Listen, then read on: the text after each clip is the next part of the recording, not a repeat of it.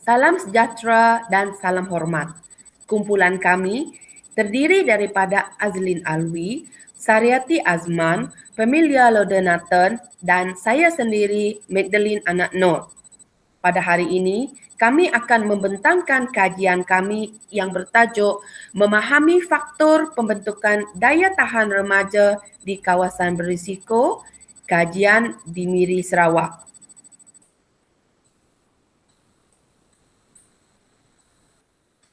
Menurut Nokman 2016, isu kesihatan mental dan masalah tingkah laku melibatkan golongan muda turut mengalami kadar peningkatan di Malaysia.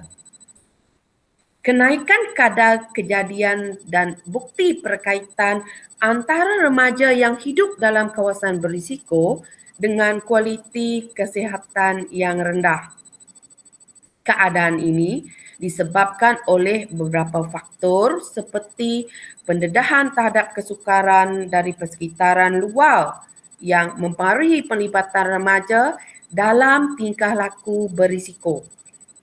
Menurut Anet 2010, kajian menunjukkan ramai remaja berkebolehan menangani dan mengurus situasi tersebut dengan positif walaupun mereka dijangka terkesan disebabkan tekanan. Ini kerana terdapat individu yang mempunyai daya tahan yang tinggi, membolehkan mereka untuk menghadapi sebarang keadaan yang menyulitkan serta mencabar di dalam kehidupan mereka.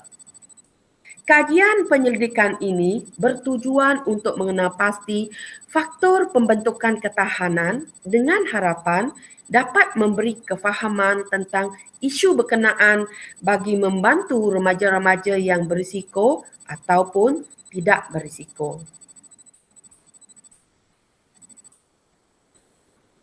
Surutan kajian literatur kami terbahagi kepada dua bahagian, iaitu risiko dan ketahanan dan juga pembentukan daya tahan dalam kalangan remaja. Istilah risiko merujuk pada kebarangkalian peningkatan kesan negatif dalam populasi tertentu. Ciri-ciri remaja yang berisiko dapat dikenal pasti melalui konteks keluarga, sekolah dan kumpulan rakan sebaya. Jabatan Pendidikan Negeri California 1992 memberikan gambaran menyeluruh tentang faktor-faktor risiko yang berkaitan dengan kegagalan remaja. Fletch 1997 mendefinisikan daya tahan diri sebagai keperluan kekuatan psikologi dan biologi untuk menguasai perubahan dengan jaya. Ketahanan merupakan penyesuaian kualiti personal tahan stres yang membenarkan individu terus bertahan walaupun telah ditimpa pelbagai musibah. Istilah ini turut digunakan secara bergantian dengan istilah lain. Contohnya kebal ataupun tidak mempan, tahan tekanan dan pejuang. Sebaliknya, individu yang kurang ketahanan digambarkan sebagai maladaptif, rentan, distres dan penunduk.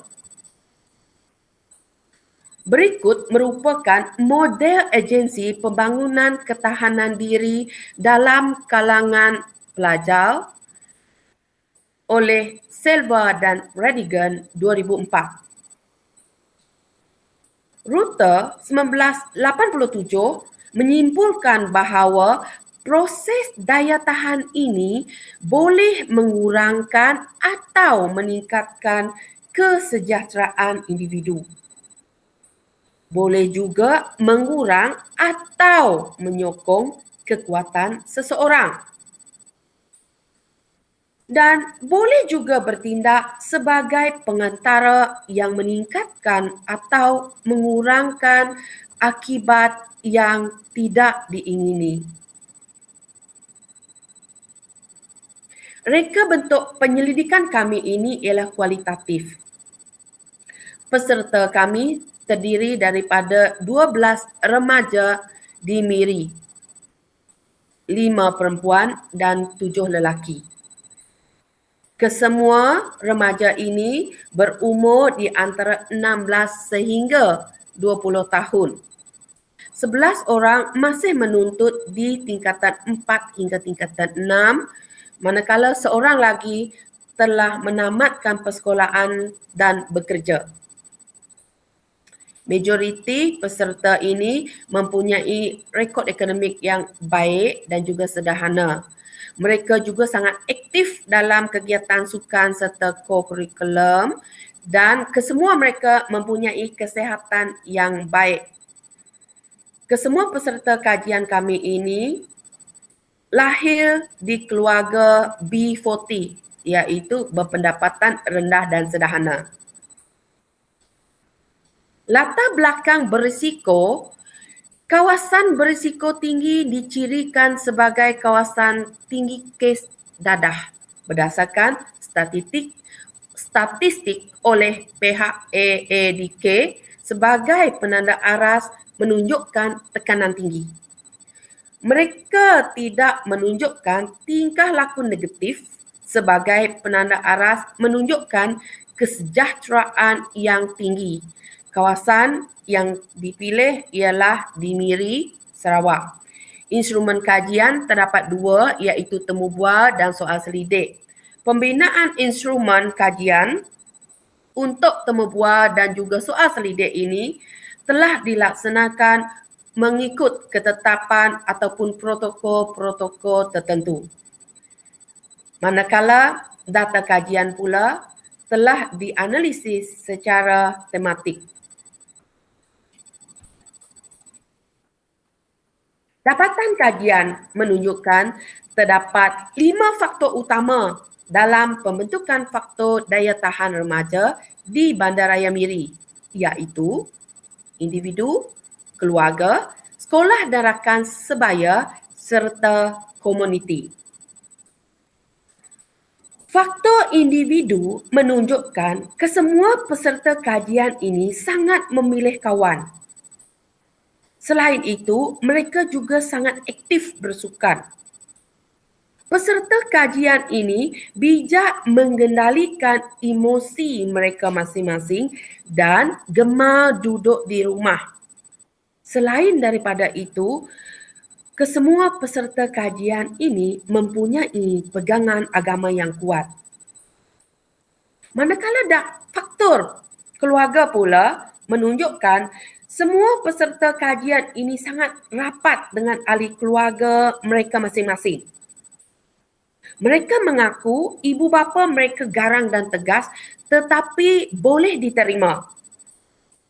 Dan uniknya, mereka menjadikan ibu bapa mereka sebagai sumber inspirasi mereka. Keluarga sangat mementingkan didikan agama beserta dengan akademik. Manakala faktor sekolah dan rakan sebaya pula menunjukkan kesemua peserta kajian ini ada hubungan rapat dengan rakan sebaya mereka walaupun mereka sangat memilih kawan. Dan juga mereka sangat rapat dengan guru-guru yang terdapat di sekolah mereka. Oleh kerana mereka terlibat aktif dengan sukan dan juga kegiatan co-curriculum, mereka terbiasa dengan disiplin pengurusan diri di sekolah yang ketat dan ini secara tidak langsung telah membentuk diri mereka untuk berdisiplin dalam pengurusan diri. Faktor komuniti pula menunjukkan kesemua keluarga peserta kajian ini rapat dengan jiran-jiran mereka dan komuniti ini saling menjaga anak remaja masing-masing. Kesemua peserta kajian ini tinggal di kawasan berisiko tinggi. Tetapi perkara ini telah menjadi motivasi untuk mereka mengubah hidup. Mereka bertekad tinggi untuk berjaya dalam pendidikan supaya mendapat pekerjaan yang lebih baik dan pada suatu hari nanti membawa keluarga mereka masing-masing berpindah daripada kawasan tempat tinggal mereka sekarang.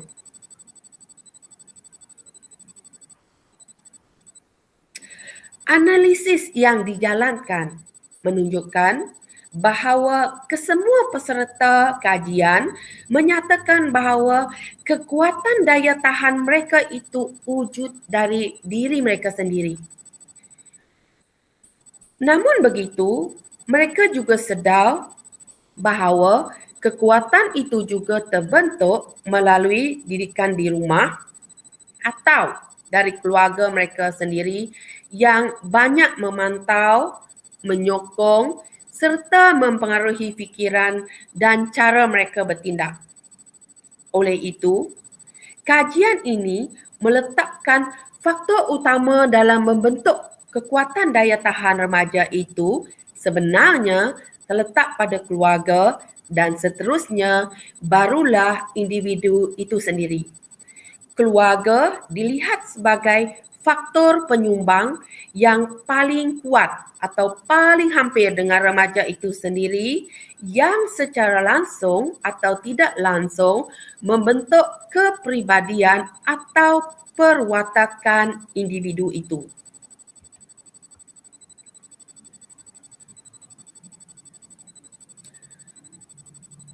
Pembentangan kami pada hari ini merupakan sebahagian daripada dapatan kajian yang telah dibiayai sepenuhnya oleh Agensi Antidadah Kebangsaan di bawah Geran Penyelidikan Ilmiah Agensi Antidadah Kebangsaan 1 Mei 2018.